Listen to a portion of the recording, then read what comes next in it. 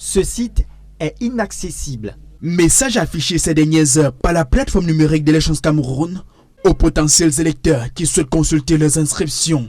Pour d'aucuns, le lien mis en circulation il y a quelques semaines par Elections Cameroun aurait été désactivé après que des constats ont été faits sur la présence des doublons concernant les personnes inscrites. Après les présidentielles 2018, j'avais reporté mon inscription ici à Douala 5e, bureau de vote, école publique de l'Okbessou. Au lieu de voir mon nom plutôt au seul endroit, mon nom est sorti dans mon village à Béni.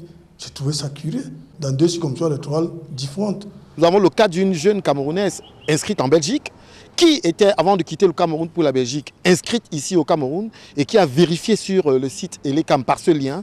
Et on a bien vu qu'elle était encore inscrite au Cameroun et l'inscription qu'elle avait faite en Belgique était également valable puisqu'elle est un récépissé. De l'avis des acteurs politiques de l'opposition, le refus pour l'organe en charge des élections de publier la liste électorale nationale, comme l'exige pourtant l'article 80 du Code électoral, trahit la volonté d'Elections Cameroun d'entretenir le flou sur le nombre réel d'inscrits. Visiblement, Elecam ne souhaite pas que les partis politiques aient cette liste électorale nationale et il n'est donc pas possible pour nous de savoir si les Camerounais sont inscrits en doublon ou pas. Saisi afin d'en savoir davantage sur les raisons pouvant justifier ce difficile accès à la plateforme, la direction générale nous renvoie à la récente communication du président du conseil électoral, Morceau Choisi. Cette plateforme accessible en ligne permettra aux citoyens intéressés de vérifier en un clic leur statut d'inscription où qu'ils se trouvent à partir de leur smartphone.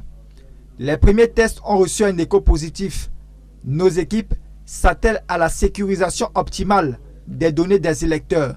Pour les acteurs politiques, l'attitude des responsables n'est pas de nature à garantir un processus électoral transparent et apaisé en 2025. Ils sont tellement imbus d'eux-mêmes et puis ils peuvent faire tout ce qu'ils veulent parce qu'ils savent qu'ils n'ont pas à répondre de leur gestion devant le peuple, mais plutôt devant celui qui les a nommés. Une atmosphère politique agitée qui témoigne de tout l'enjeu du jeu électoral pour le Cameroun au tournant de son histoire.